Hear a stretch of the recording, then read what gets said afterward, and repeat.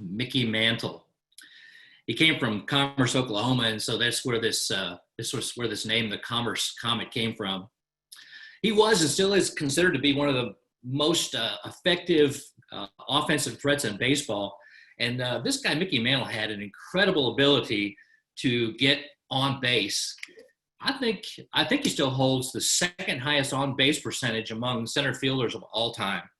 What a tremendous player. He was an All-Star 16 times, MVP 3 times, in the World Series 12 times, and 7 championships with the New York Yankees. On the baseball field, Mickey Mantle could get it done. And because of his natural ability in baseball, he was loved and admired by millions of people across the decades. This, however, from the Dallas Morning News, July 11th, 1995. Former baseball superstar Mickey Mantle, his face drawn and his body weakened by the effects of a liver transplant made necessary by decades of alcohol abuse, was interviewed and said this about his life. "Don't be like me," he said. "All you have to do is look at me and see where my life was wasted. I was given so much and I blew it. All I've done is take and have fun and take." Mickey Mantle went on to say, "I'm going to spend the rest of my life trying to make up for the miserable life I lived." Unfortunately, 1 month later from that interview, Mickey Mantle was dead. Mantle realized too late that he had lived his life foolishly. What was it then that Mickey Mantle lacked? What was it, I think, that could have kept him from wasting his life? And the answer to that question, men, is wisdom. Find Proverbs chapter 1 this morning. We're going to spend some time there. Proverbs chapter 1. And we'll look at verses 20 through 33 first this morning as we start this new series. And we're going to take a look at this. I'm calling this section of Proverbs Wisdom Warns. Wisdom warns, because in this passage, in this section, it is calling out to us, and there's a clarion warning that men need to heed. So Proverbs 1, verses 20 through 33, it's a bit of a long passage, but we're going to read it together this morning because it's so critically important to us. Verse 20 through 33, follow along. "Wisdom shouts in the street. She lifts her voice in the square. At the head of the noisy street, she cries out. At the entrance of the gates of the city, she utters her sayings. How long, O naive ones, will you love being simple-minded? And scoffers delight themselves in scoffing, and fools hate knowledge. Turn to my reproof. Behold, I will pour out my spirit on you. I will make my words known to you. Because I called and you refused. I stretched out my hand and no one paid attention. And you neglected all my counsel and did not want my reproof. I will also laugh at your calamity. I will mock when your dread comes. When your dread comes like a storm and your calamity comes like a whirlwind, then distress and anguish come upon you. Then they will call on me, but I will not answer.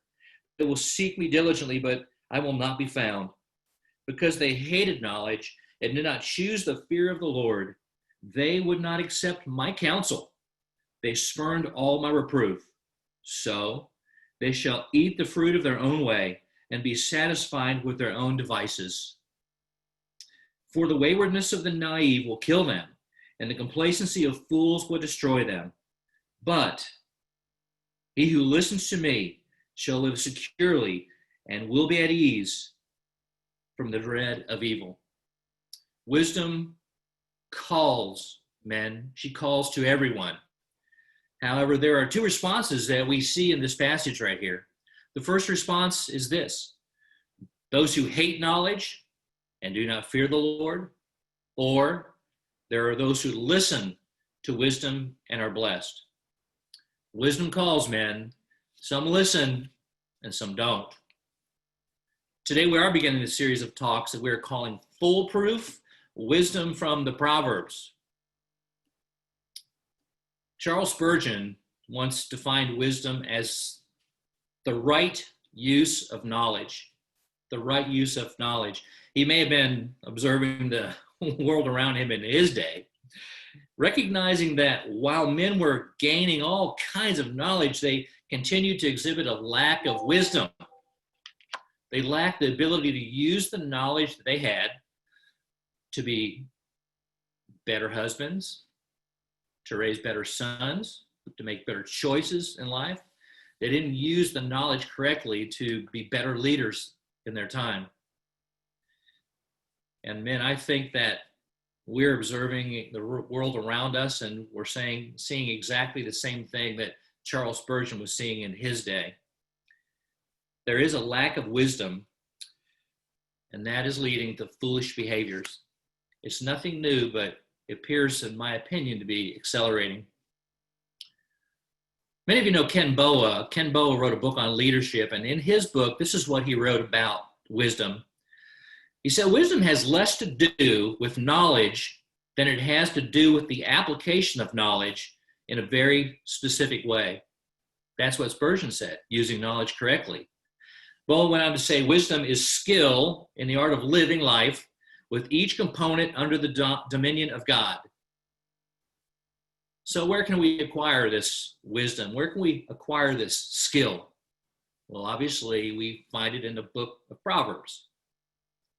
The theme of the book of Proverbs is pursuing wisdom. It's all about pursuing wisdom.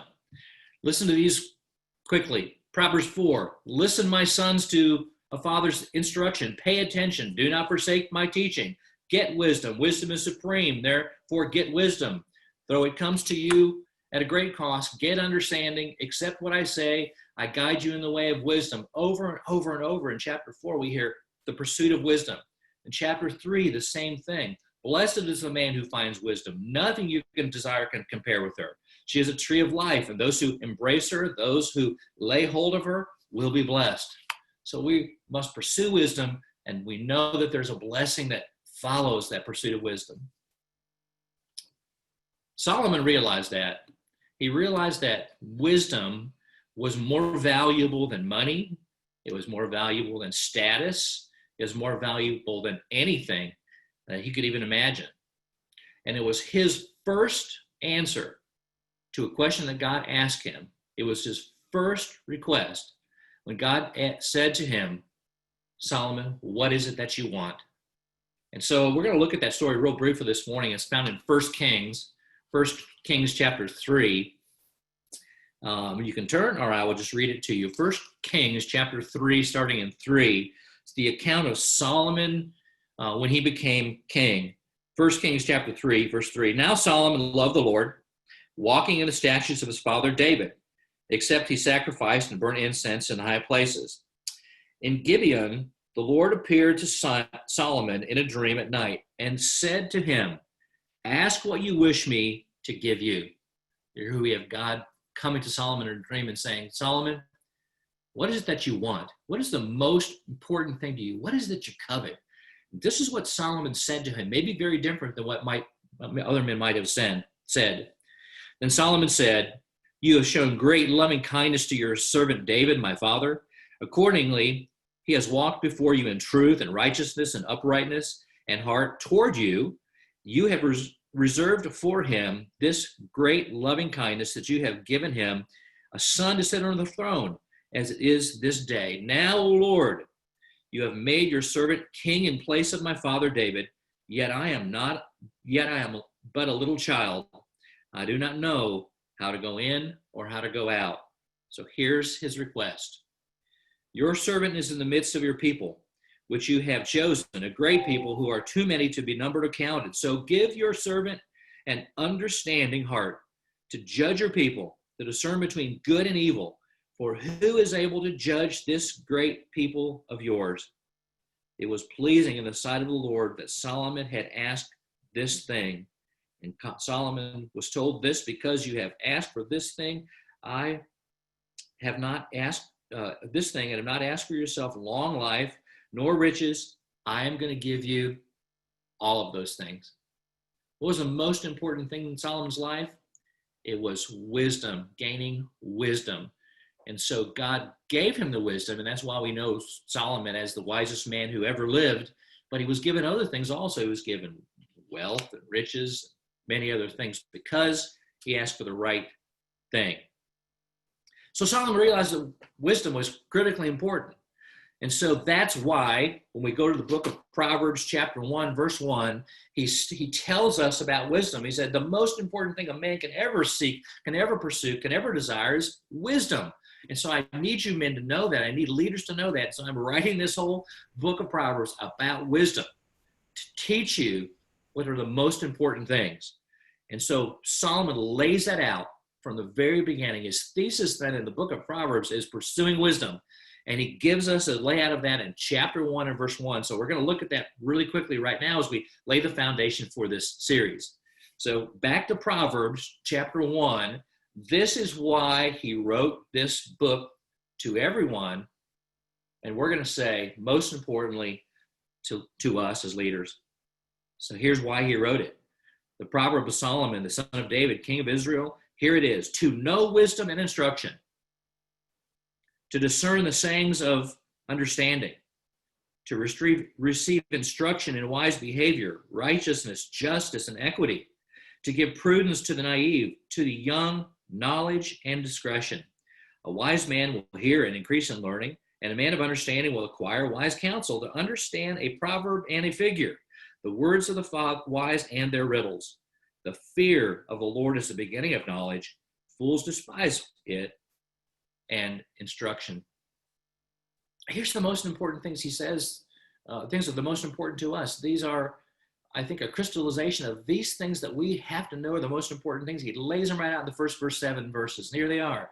To know wisdom, to take instruction, to have discernment, to seek understanding, to behave wisely. Here they are. Boom, boom, boom. This list. And we're going to talk about these things over the coming weeks and months as we go through the book of Proverbs. But I think verse 3 is really important. It's important because they address issues of our day.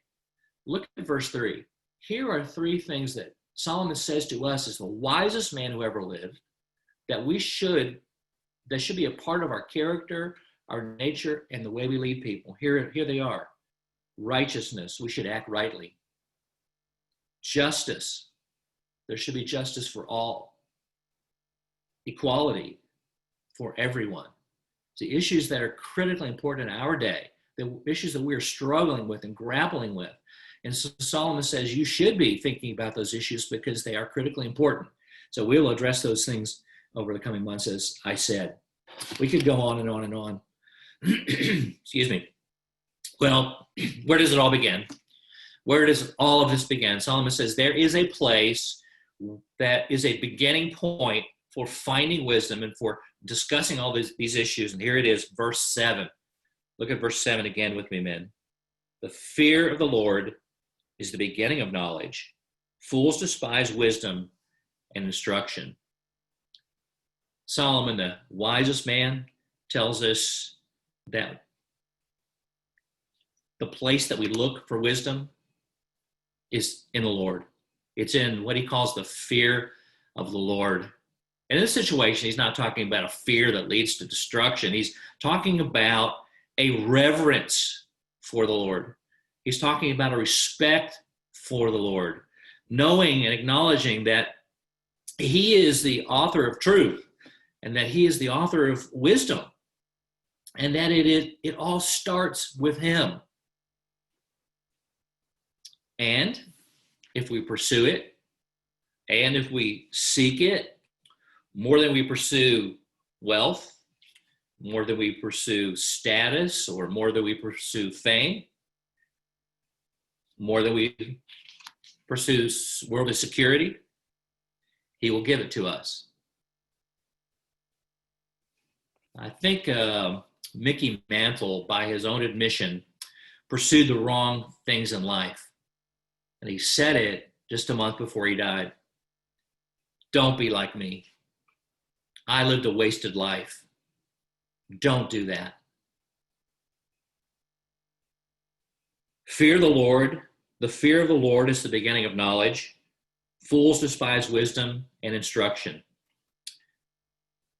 I think Mickey Mantle despised wisdom, and it led to his own destruction. Wisdom warns, man. It does warn us. Wisdom calls out to us. And some listen and some don't. I think our culture has become obese on a steady diet of new knowledge. But at the same time, it's starving for a lack of wisdom. Our challenge to you, my challenge to all of us, is to be men who are sagacious, to be men who pursue wisdom passionately with all of our strength so we can become the kind of leaders that God has called us to be. We need to use knowledge rightly. We need to gain knowledge, and we need to have wisdom to lead well in a culture that is losing its way. Let's pursue wisdom, men. Let's be great leaders. Pray with me, will you? Our Father in heaven, I just thank you for your word. I thank you for Solomon's admonition and instruction to us to pursue wisdom, to seek it, and not only to have knowledge, but to use knowledge rightly so that we can be the lights in this world and the kind of leaders that you have called us to be and expect us to be. Thank you for the challenge. Thank you for the opportunity. We pray this in your son's name.